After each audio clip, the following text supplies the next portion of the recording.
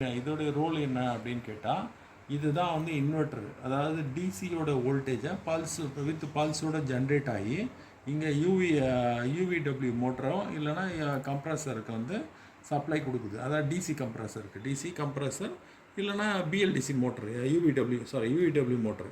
So இதுக்கு வந்து supply கொடுக்குது. பிஃபோராக வந்து நமக்கு இதுக்கான இன்புட் வோல்டேஜ் என்னன்னு பார்க்கணும். இது பாரு, ஒரு கிரவுண்டில் வச்சுக்கிட்டு இந்த கெப்பாசிட்டரோட வோல்டேஜ் பார்த்தீங்கன்னா பாரு 15.1 பொலாரிட்டி மாற்றி வச்சுருக்காங்க, அதனால் அப்படி வருது.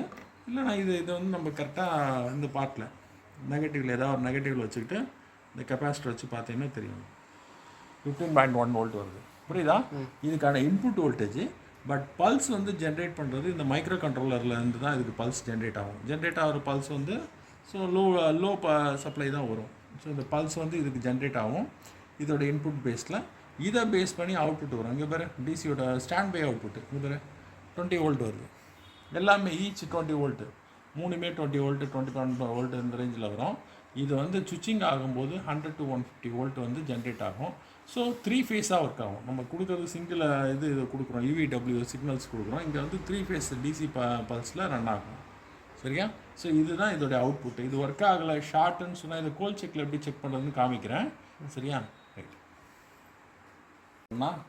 இந்த இதோடைய இது இன்வெர்ட்டர் இது இருக்கு இல்லையா, ஐபிஎம் மாடல் ஃபெயிலியர் இருக்கும். ஐபிஎம் மாடல் ஃபெயிலியர் ஏன் அப்படி வருதுன்னு சொன்னால், ஸோ இது ஷார்ட் சர்க்கியூட்டாக இருக்கும். ஏன்னா இதுதான் லோடு கொடுக்கக்கூடிய தேவையான லோடுக்கு பவர் கொடுக்கக்கூடிய காம்பனண்ட் இது. அதனால் வந்து இது எப்படி ஒர்க் ஆகுதா இல்லைன்றது எப்படி செக் பண்ணலான்னா, ஃபஸ்ட்டு டயட் மோடில் வச்சுக்கிட்டு மல்டிமீட்டர் டயட் மோடில் வச்சுக்கிட்டு இங்கே வர பிளாக்கில் இந்த கிரவுண்டில் வச்சுக்கிட்டு ஒரு பின்னாச்சு பார்க்கலாம். இங்கே வர 452, இது 452, இது 450, மூணு நல்லா இருக்குது. ரிவர்ஸ் பொலாரிட்டியில் ரிவர்ஸில் வந்து அப்போஸ் ஆகணும், ஓயில் தான் வரணும். ஸோ ரிவர்ஸில் அப்போஸ் ஆகுதான்றது பாரு, ஓயில் தான் வருது, ஹை வேல்யூ.